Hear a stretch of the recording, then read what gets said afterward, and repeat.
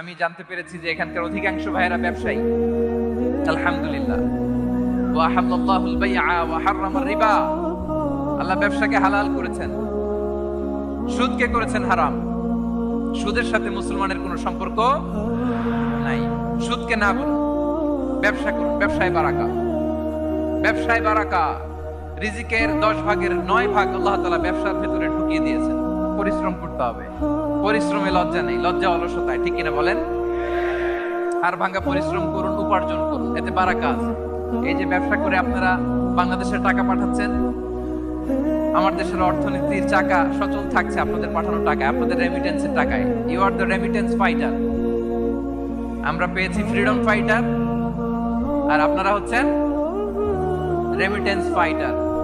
Legal চ্যানেলে এই টাকাগুলো পাঠাবেন ইনশাআল্লাহ, বলেন, যাতে করে আমাদের প্রিয় মাতৃভূমি বাংলাদেশের অর্থনীতি আরো চাঙ্গা থাকে।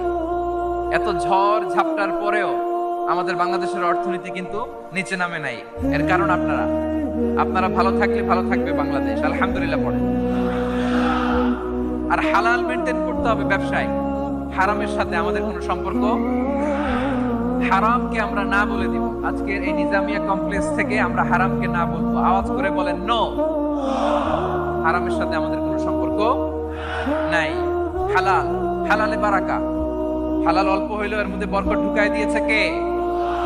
বিষ্ণু ইসা ইসলাম বলেন, যেই দেহ হারাম খেয়ে বড় হয় ওই দেহ আল্লাহর জান্নাতে যাবে না।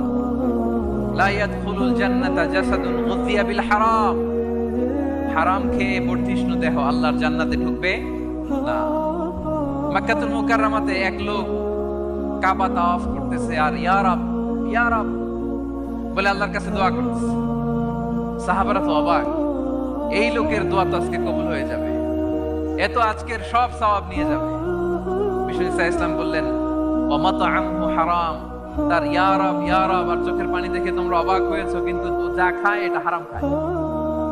ওয়া মাশরাবুহু হারাম, যা পান করে হারাম। মালবাসুহু হারাম, ওর গায়ের জামাটা হারাম। ওয়া গুযিয়া বিল হারাম, খাবার দাবার সবই হারাম। ফাআন্না ইউস্তাজাবু লাহ, তার দোয়া কেমন করে কবুল হবে?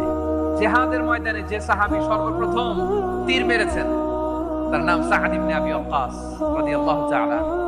তিনি বিশ্বনবীকে বললেন, ইয়া রাসূলুল্লাহ উদু আল্লাহ আইয়াজআলানি মুস্তাজাবাদ দাওয়া। হে নবী, আপনি আমার জন্য দোয়া করেন আল্লাহ যেন আমাকে মুস্তাজাবুদ দাওয়া বানায়।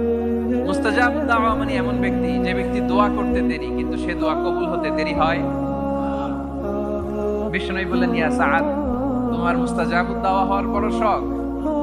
আতিব মাতআমাক, যেটা খাবা হালাল খেও, তাকুন মুস্তাজাবুদ দাওয়া। যেটা খাবে হালাল খেও, হালাল খেলেই তুমি মুস্তাজাবুদ দাওয়া। Your food should be halal, your drinks should be halal, your fashion should be halal, your entertainment should be halal. আপনার সব হালাল হইতে হবে। আল্লাহ তৌফিক দান করুন, পড়েন আমিন।